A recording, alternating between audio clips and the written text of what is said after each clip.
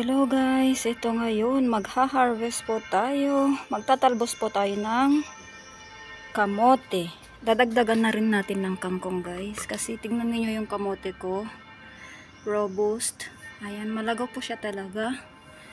And then magtatalbos tayo ulit ng kangkong guys. By the way guys, ayan. May tanim ako dito ulit na kangkong. Then yung pechay, yung maliliit na yan. Pechay po pero ewan ko kung makakasurvive.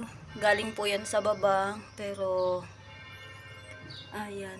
Masyado po kasing mainit guys. Ayan yung, ano ko, yung tomatoes, they are dying guys. It's too hot here now. And the other tomatoes, now after taking the tops, I will water them guys. You see?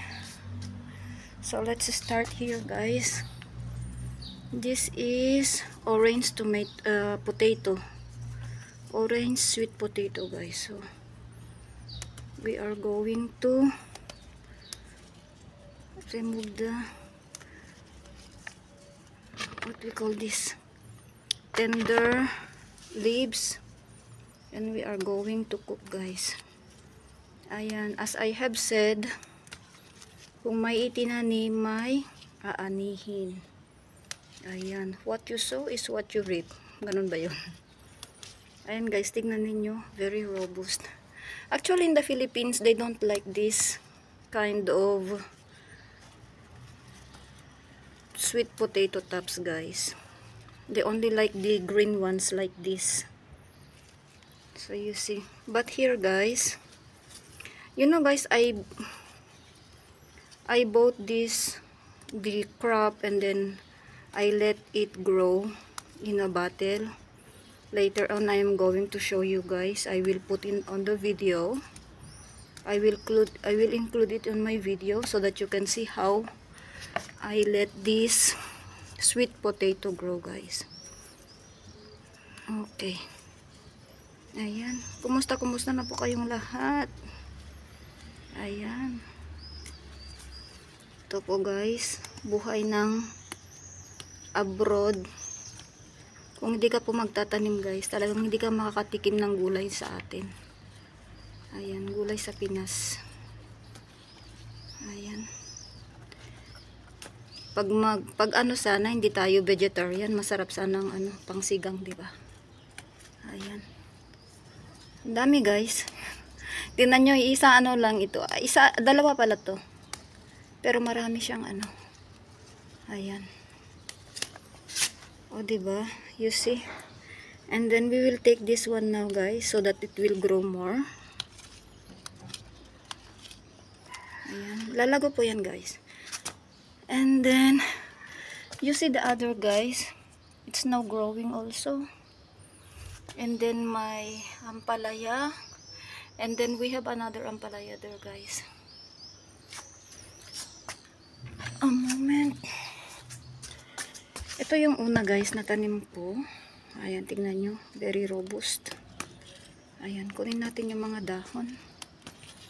And may pang salad na ako guys. May ulam na ako.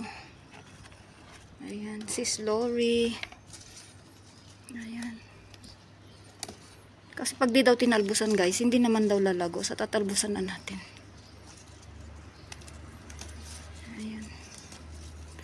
O, diba? Pati dahon. Ano ba yun? Ayan. O, diba?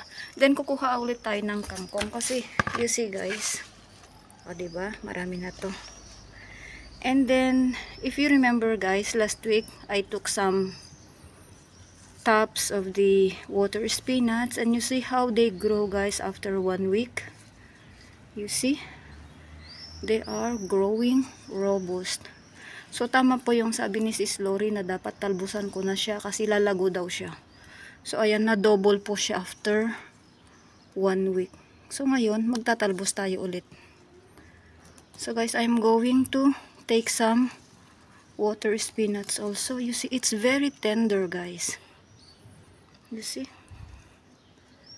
It has lots of tender tops now. It doubled. You see? Oh my god. It has lots of new tops. So you see. And then we will come here also.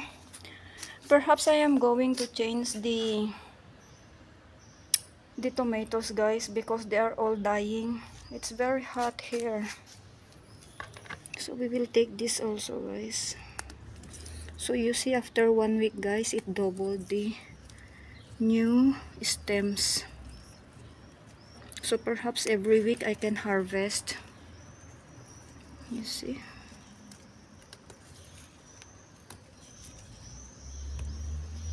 Ayan, shout out po sa mga OFWs dyan or mga Filipinos living abroad na ganito rin po ang ginagawa nila.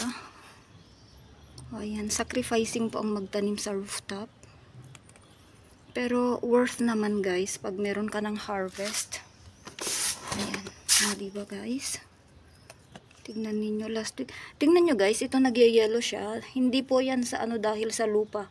It's because of the hot water. Hot weather po siya.